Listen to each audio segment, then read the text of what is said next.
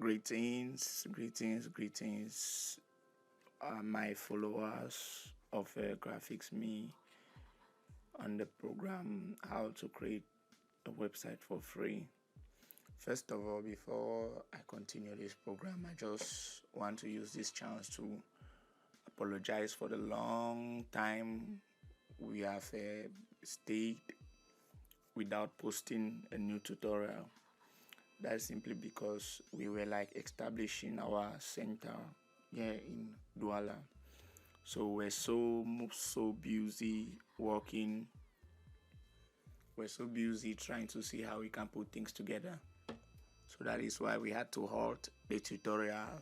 Just that we halt the program without informing the follower. So we are sorry about that. But then we are back online from where we ended. Okay, so if I remember very well from the last time we were creating a homepage, and I showed you how to do an external CSL document. For those who did not follow that course, you can go back and watch the course. The course is still on YouTube. And don't forget to like, subscribe and share so you can reach others too out there who are really interested in learning this thing for free. Okay, today we'll be going further into this creation, and there are some other two things that you're going to learn today concerning HTML. That is to say, you learn what is known as the div and the spam tag. A div tag and a spam tag. And also we are going to learn again how to check errors on our code. That is to say, where we have coded and we want to check on errors and do some corrections. Okay, what is a div tag or what is a spam tag? First of all, I will code them, then we'll judge, then we define them. Let's say I have span, I just write something lorem ipsum or anything, just an example. Okay, I come on I put another span tag,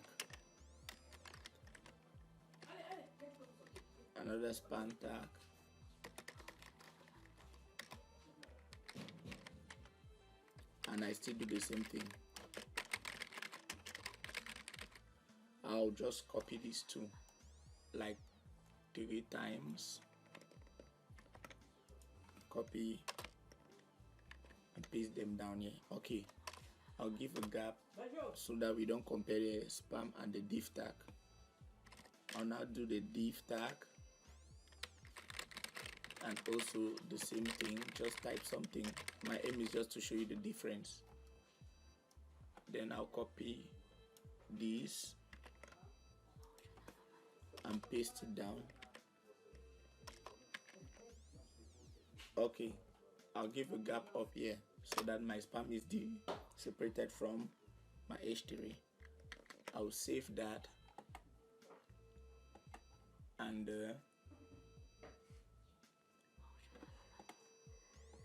excuse, and I search this file on my folder. Sorry, I did not open it. Okay, my home page. You see, look at something. We have a long line here with a lot of strange texts that I gave or I wrote, and the other one down here, 3 lines. And if you look at the code, let me just bring it up and shrink it a little bit.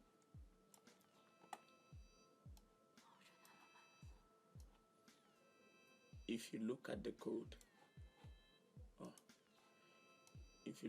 code, and this, you realize that the 3 last tags under are for the div, and all this long line is the span. So what is our conclusion? A span tag is an inline tag. An inline tag, that is to say, it is willing to share its line with other span tags.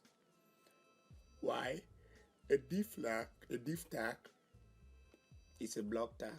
It is not willing to share its line with other tags. And also, if you look at the gap between the div tag and the paragraphs we had up there, you realize that the spacing is not that wide as the paragraphs. So the div and the span tag are mostly used to format our documents well, put some text or edit a document very well. That's their function. Alright, I'll just delete all of this. It was just a demonstration. Now,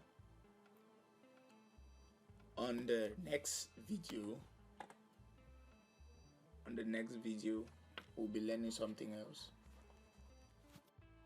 Okay, on this tutorial now, we'll be learning something else. I would like teach you how to be flexible with coding for those who have a wide screen, or those who they don't, I don't want to be toggling from HTML to CSS, HTML to CSS. You want to have the two of them at the same time so they can code easily. This is what you do. If I click and hold the CSS and drag, you see, and I bring it here, I bring it at the corner, you see the gray shading that shows at the side. If I drop it, you see what happens. And I have two separate bars. I have homepage CSS this way and homepage HTML this way. Then my little explore panel. That is just to show us that in this manner now you can code CSS here, you code HTML here, without having to go from one side to another, or one side to another. You can just easily code, or better still, you can still click and drag, and you know what, let's say we put it back here and I bring it this time around.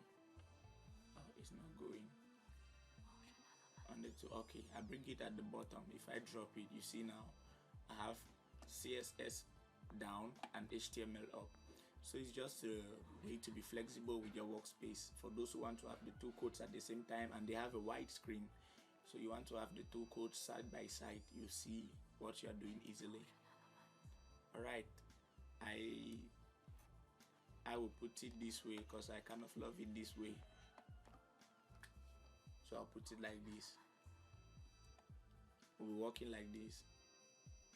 For those who don't like this interface, they can send it back to the way we used to have it.